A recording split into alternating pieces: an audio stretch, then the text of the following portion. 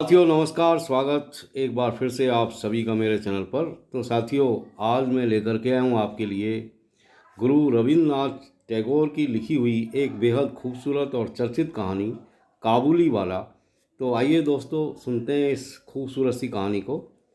सहसा मेरी 5 वर्ष की लाडली बेटी मिनी अगड़म बगड़म का खेल छोड़कर खिड़की की तरफ भागी और ज़ोर ज़ोर से पुकारने लगी, काबुली वाले, ओ काबुली वाले। मैं इस समय उपन्यास लिख रहा था। नायक नायिका को लेकर अंधेरी रात में जेल की ऊंची खिड़की से नीचे बहती नदी के जल में कूद रहा था। घटना वहीं रुक गई।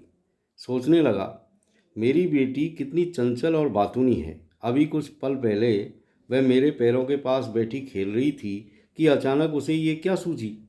मिनी के इस काम से मुझे अचरज तो नहीं हुआ, पर परेशानी ज़रूर महसूस हुई। मैंने सोचा, बस अब पीठ पर झोली लिए काबुली वाला आ खड़ा होगा।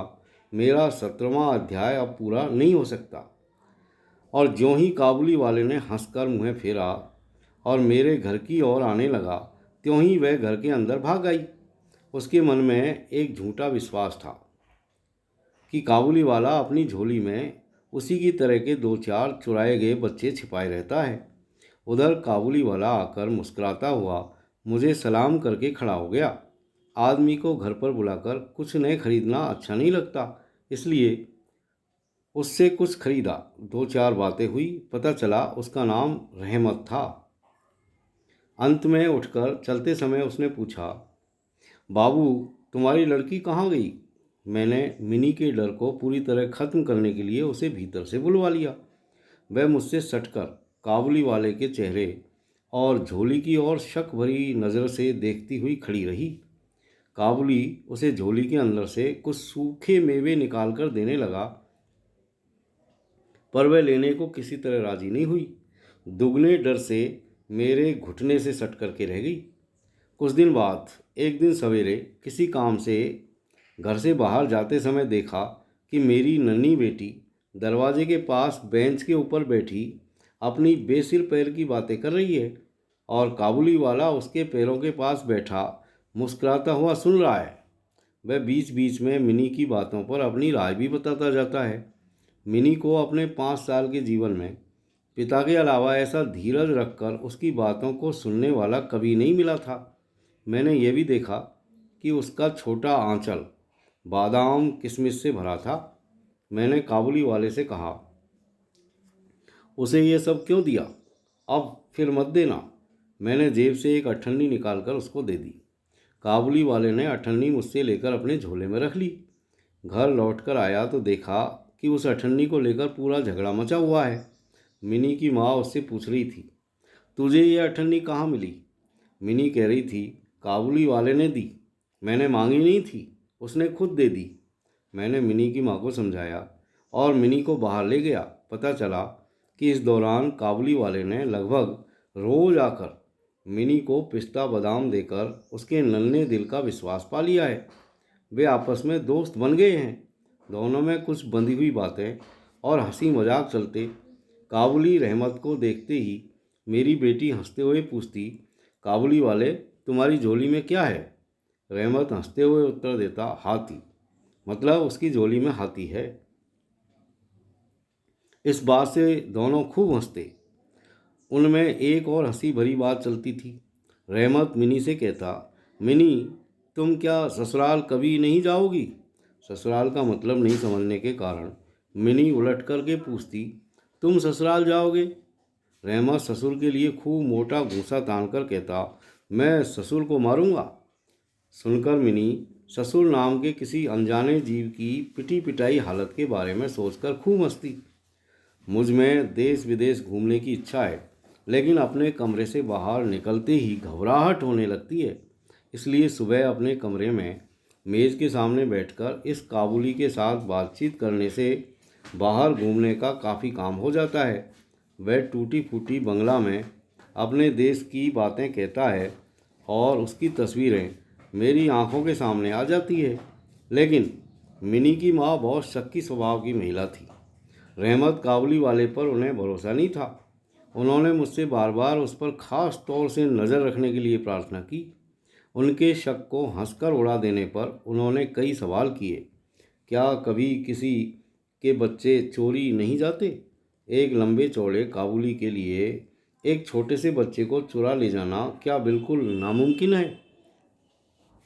मुझे मानना पड़ा कि ये बातें नामुमकिन नहीं है, लेकिन मैं इस कारण भले मानस रहमत को घर आने से मना नहीं कर सकता था।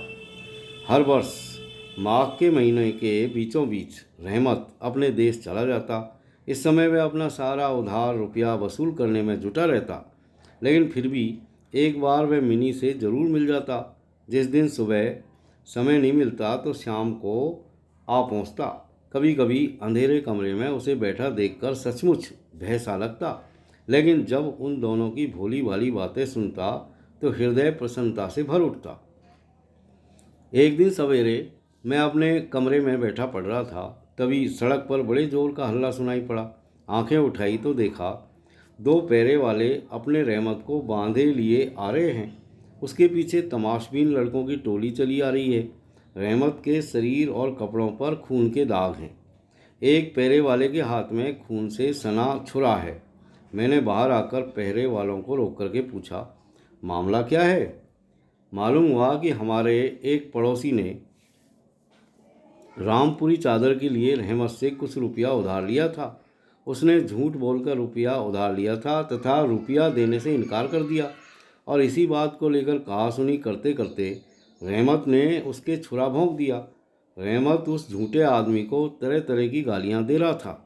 तभी काबुली वाले, ओ काबुली वाले पुकारती हुई मिनी घर से बाहर निकल आई। पलक मारते रहमत का चेहरा आनंद से खिल उठा। उसके कंधे पर आज झोली नहीं थी, इसलिए उसके बारे में कुछ पूछा नहीं जा सकता था। मिनी ने छूटते ही उससे कहा, तुम ससुराल जाओगे? रहमत ने हंस करके कहा, वहीं जा रहा हूँ। मिनी को उसका सवाल हंसी भरा नहीं लगा। वह हाथ दिखा करके बोला, ससुर को मारता, पर क्या करूँ, हाथ बंधे हैं। छुरा मारने के अपराध में रहमत को कई वर्ष की जेल होगी। मैं उसकी बात करीब करीब भूल गया। मिनी भी उसे जल्दी भूल गई। धीरे धीरे उसके नए मित्र बनते गए, और उम्र बढ़ने के साथ एक एक करके सखियाँ जुटने लगी। मेरे साथ भी अब वह पहले जैसी बातचीत नहीं करती। मैंने तो उसके साथ एक प्रकार की कुट्टी कर ली थी।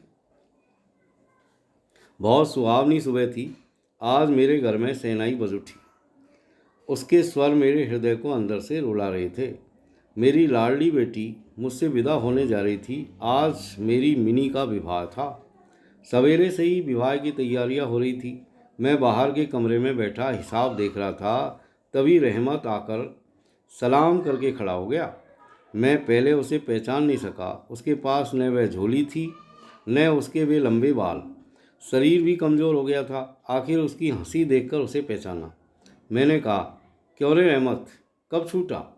उसने कहा, कल शाम को जेल से छूटा हूँ। बात सुनकर कानों में जैसे खटका हुआ। आज के शुभ दिन ये आदमी यहाँ से चला जाता तो अच्छा होता। मैंने उससे कहा, आज हमारे घर में एक काम है, मुझे बहुत से काम करने हैं, आज तुम जाओ। बात सुनते ही वे चल दिया और दरवाजे के पास पहुँच करके बोला, क्या एक बार मुन्नी को नहीं देख सकूँगा? शायद उसे विश्वास था मिनी अब भी वैसी ही होगी, नन्ही सी बच्ची जो पहले की तरह ही काबुली वाले कहती हुई दौड़ी आएगी, बच्चों जैसी हंसी भरी बातें करेगी। वह पहले की तरह उसके लिए किसी से मांग चांग कर एक डिब्बा अंगूर और किशमिश बादाम लाया था। मैंने कहा, आज घर में काम है, वह किसी से मिल नहीं सकेगी। वह दुखी मन से सलाम बाबू कहकर दरवाजे के बाहर चला गया। मुझे अपने मन में जाने कैसा एक दर्द महसूस हुआ। सोचा उसे वापस बुलवा लूँ, तभी देखा वह खुद लौटा आ रहा है।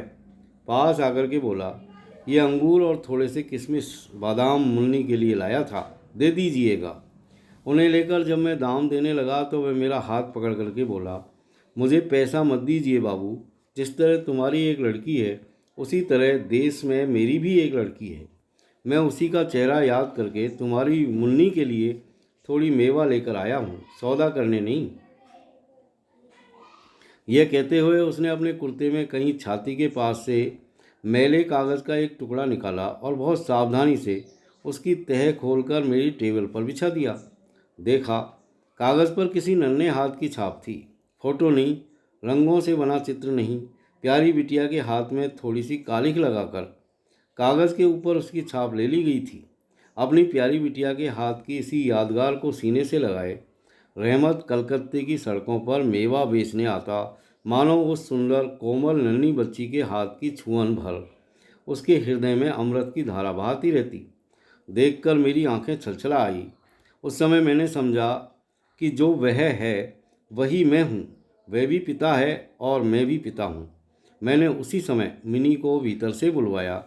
शादी की लाल साड़ी पहने, माथे पर चंदन लगाए बहू वेश में मिनी लज्जा से मेरे पास आकर खड़ी हो गई।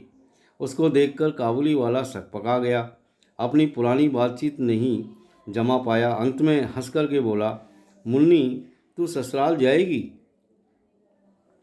रहमत का प्रश्न सुनकर लज्जा से लाल होकर मिनी मुँह फेर कर खड़ी हो गई। मुझे काबुली वाले और मिनी की पहली भेंट याद हो आई और मैं कुछ दुखी हो उठा। मिनी के चले जाने पर गहरी सांस लेकर रहमत ज़मीन पर बैठ गया। अचानक उसकी समझ में साफ आ गया, इस बीच उसकी बेटी भी इसी तरह बड़ी हो गई होगी। इन 8 वर्षों में उस पर क्या बीती होगी, यह भी भला कोई जानता है। उसका चेहरा दुख और चिंता से भर उठा। मैंने एक नोट निकालकर उसे देते हुए कहा, रहमत, तुम अपनी लड़की के पास अपने देश लौट जाओ। तुम्हारा मिलन सुख मेरी मिनी का कल्याण करे। तो साथियों, ये गुरुदेव रविन्द्रनाथ टैगोर जी की ये जो कहानी थी काबुली वाला, ये बहुत ही शानदार कहानी यहाँ पर अब पूरी होती है। और अगले वीडियो में फिर मिलते हैं। तब तक के लिए सभी को नमस्कार, धन्यवाद।